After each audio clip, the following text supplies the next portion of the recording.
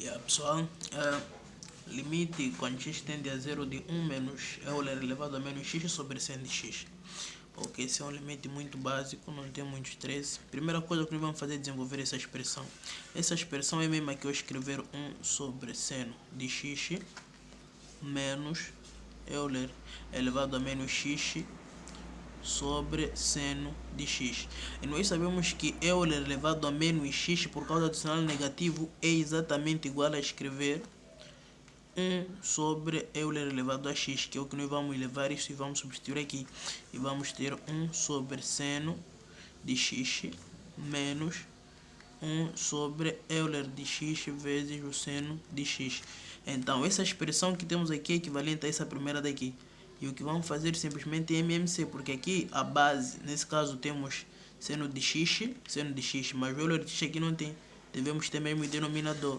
Fazendo MMC, aqui o Euler de x ele multiplica lá em cima e aqui embaixo. E ficamos com Euler de x menos 1 sobre Euler de x vezes seno de x. Chegado até aqui já desenvolvemos aquela expressão. Já posso escrever de novo o limite. Quando x tende a 0 de Euler de x menos 1 sobre Euler elevado a x vezes seno de x.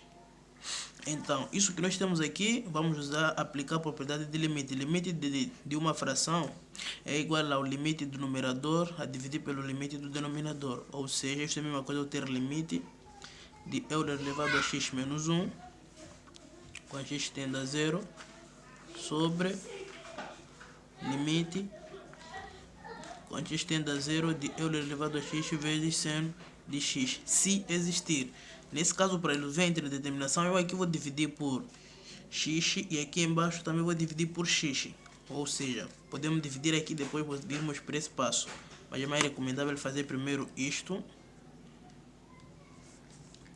Euler elevado a x menos 1 sobre x. Tudo isso a dividir por Euler elevado a x vezes seno de x também sobre x. Então, depois daqui aplicamos o limite aqui em cima e o limite aqui embaixo. O limite aqui embaixo, nós substituindo a tendência, teremos este limite tendendo para 1. Aqui tendendo também para 1. Logo, aqui embaixo no denominador, isso todo limite implica 1. Esse limite aqui nós vamos resolver aplicando aqui de Euler elevado a x menos 1 sobre x, seja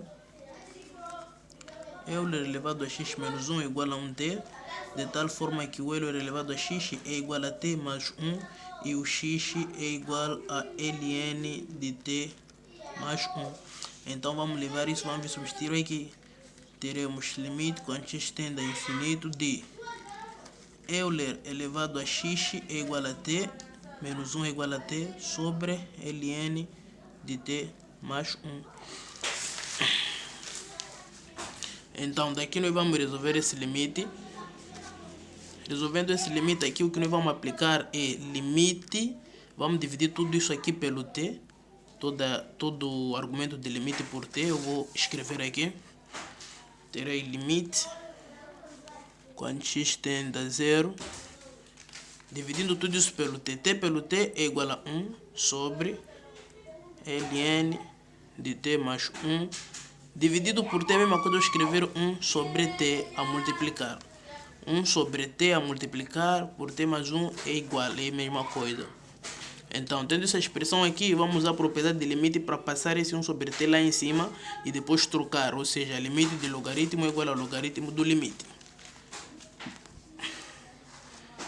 Então, aqui terei 1 sobre logaritmo de limite de t mais 1 elevado a 1 sobre t. Logo daqui vamos resolver esse limite. Resolvendo esse limite, vou resolver aqui a parte. É igual a Euler elevado ao limite de t mais 1 menos 1 e que vai multiplicar por 1 sobre t. Ele já desce já a multiplicar. Isso aqui é simétrico, dá 0.